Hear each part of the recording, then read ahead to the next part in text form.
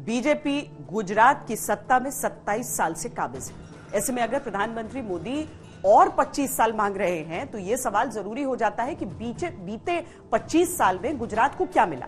बीते 25 साल जिनमें खुद प्रधानमंत्री मोदी के 13 साल का कार्यकाल है, उसमें गुजरात का भविष्य कैसा और कितना तय हुआ।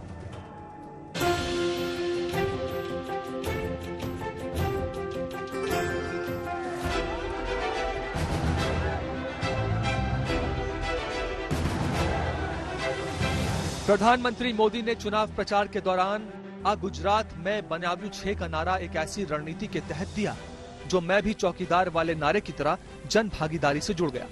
नारे का मतलब है ये गुजरात मैंने बनाया। गुजरात मैं बनाव्यू 6। और इस नारे के पीछे पीएम मोदी का सीधा उद्देश्य है हर गुजराती वोटर को गुजरात विकास यात्रा की भागीदारी से जोड़ना। छोटे कार्यकर्ताओं को अलग से बुलाना, उसके साथ में आत्मीयता का भाव रखना, किसी भी के घर पे जाके मिल लेना, आम कार्यकर्ता से संपर्क रखना, नाम से बुलाना। नाम से बुलाना एक बड़ी इतनी अच्छी चीज है जीवन में। आप किसी को नाम से अगर बुलाते हो तो उसका प्रभाव ही अलग होता है। मुझे हमेशा प्रेम जी जैसे दूर से बुला के प्रेम जी करके, एग्रीकल्चर महोत्सव हुआ नवसारी में, मंच से उतर रहे थे, मेरे ऊपर निगाह पड़ गई, दूर से बुलाया, अरे प्रेम जी कहाँ हो आप, इधर आओ। तो इतना मतलब कितने लोगों को नाम से बुला सकते हैं गुजरात के हर शहर हर गांव में, ये समझना बिल्कुल असंभव है लोगों के लिए कि इतने लोगों को व्यक्तिगत रूप से कैसे पहचान सकते हैं, कैसे नाम से बुला सकते हैं। प्रधानमंत्री मोदी को जब मुख्यमंत्री के तौर पर गुजरात मिला था तब उसके कई बड़े हिस्से भूकंप से तबाह थे। मुख्यमंत्री रहते नरेंद्र मोदी ने कच्छ का पुनर्वास ऐसे किया कि उसकी काया पलट हो गई और यहीं से गुजरात का वो विकास मॉडल उत्पन्न हुआ जिसकी गूंज आज भी भारतीय राजनीति में सुनाई देती है। नरेंद्र मोदी गुजरात के लिए एक चमत्कार से कम नहीं है। भूकंप जैसी महात्रासदी हुई 2001 में, और वो त्रासदी ऐसी थी कि अभी हमें कल्पना भी करें तो थर्रा उठते हैं कि शायद नरेंद्र मोदी अगर उसी वक्त गुजरात पे नहीं आए होते तो ना जाने कितना बड़ा मतलब वो हादसा हमें सालों तक भुगतना पड़ता होता। गांव के अंदर एक ही फीडर लाइन होती थी पावर ले जाने के लिए, जो एग्रीकल्चरल फीडर लाइन के रूप में देखी जाती थी। उसमें से ही डोमेस्टिक पावर गांव को मिलता था, ठीक है।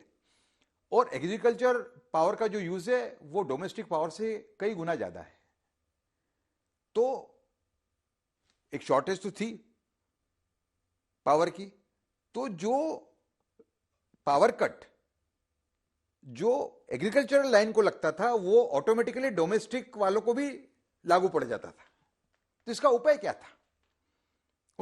इसका उपाय उन्होंने ढूंढ निकाला। वो था कि हर एक गांव में 2 फीडर लाइन हो, एक एग्रीकल्चर के लिए और एक डोमेस्टिक के लिए।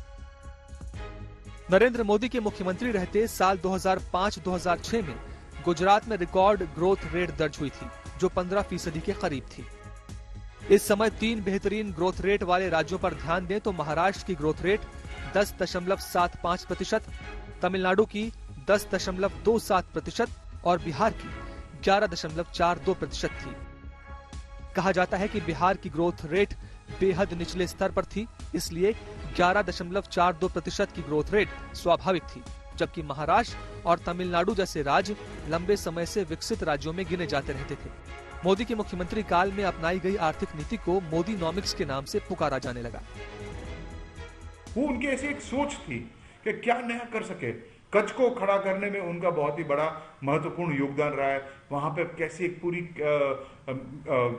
ब्यूरोक्रेट्स की जो अधिकारियों की जो एक टीम थी उनको खड़ा वहां पे कर दिए थे और वहां पे एक टीम तैनात कर दी थी। तो एक ऐसी उनकी वो काफी उनका विजन जो था वो आगे जाके वो पता चल रहा था कि ये जो उनकी सोच है, ये जो उनकी नई तौर की जो गुजरात को ऊपर लाने की एक बात है वो तब से चल रही थी। तो मुझे लग रहा है कि वो असाध्य नेता 2001, 2 या 3 से नहीं, उनमें एक ऐसी एम्बिशन था कि कुछ अपने राज्य के लिए, कुछ अपने देश के लिए किया जाए। नरेंद्र मोदी के मुख्यमंत्री रहते 2000 से 2012 तक के समय में गुजरात राज्य के अंदर 3000 रूरल रोज प्रोजेक्ट्स पूरे किए गए।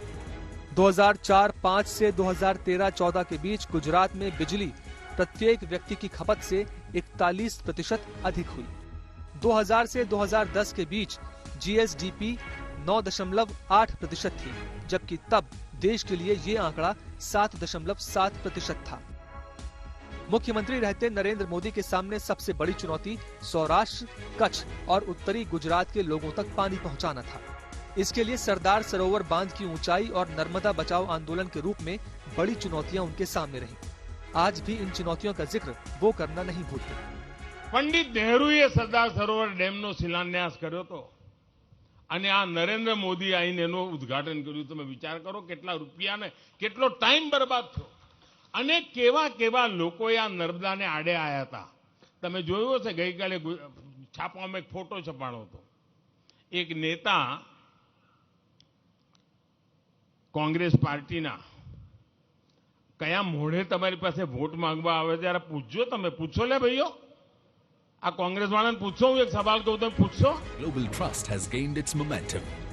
वाइब्रेंट गुजरात समिट के साथ गुजरात में बड़े पैमाने पर निवेश आना शुरू हुआ और धीरे धीरे बिजली, सड़क, पानी की गुणवत्ता में सुधार और सरप्लस के साथ गुजरात एक विकास मॉडल बनता चला गया। प्रधानमंत्री मोदी मौजूदा चुनावों में बीते दिनों की उन्हीं तस्वीरों को दिखाकर नए दौर के संकल्पों को दोहरा रहे हैं। हालांकि चुनौतियां भी नए स्तर पर कम नहीं है। प्रधानमंत्री जी कहते हैं आप 18 घंटे काम करते हैं। 18 के 18 घंटे आप बस यही सोचते हैं कि मैं किस तरह से केजरीवाल को रोकूं काम करने से, किस तरह से केजरीवाल के मंत्रियों को गिरफ्तार करूं, किस तरह से केजरीवाल पे कीचड़ फेंकूं। मेरा आपसे निवेदन है 18 में से 2 घंटे भी अगर आप देश के लिए काम कर लें तो देश में महंगाई और बेरोजगारी जिससे जनता त्रस्त है उससे थोड़े से लोगों को निजात मिल जाएगी। इतना नेगेटिव मत बनिए, थोड़ा सा पॉजिटिव सोचिए जनता के बारे में। प्रधानमंत्री मोदी के आगामी 25 साल के भविष्य का विजन क्या है, इसको लेकर बीजेपी ने अपना घोषणा पत्र भी जारी कर दिया है। लेकिन जैसे जैसे मतदान का समय नजदीक आ रहा है, लड़ाई के कई और रंग दिखना बाकी है।